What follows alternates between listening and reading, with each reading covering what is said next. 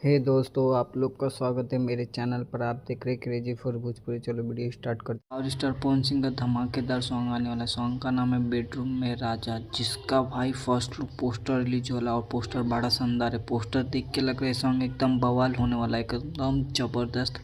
आप बोलते हैं ये सॉन्ग कब रिलीज होने वाला, बढ़ने से पहले ऐसा ही अपडेट पाने के लिए मेरे चैनल को सब्सक्राइब करके रखो। भोजपुरी का हर खबर सबसे पहले मेरे चैनल पर आता है। इसको गायले पावर स्टार पवन सिंह और शिल्पी राज और एक्ट्रेस नज़र आने वाला अपर्णा मलिक, और इसको लिखे रोशन सिंह और म्यूजिक डायरेक्टर है प्रियांशु सिंह।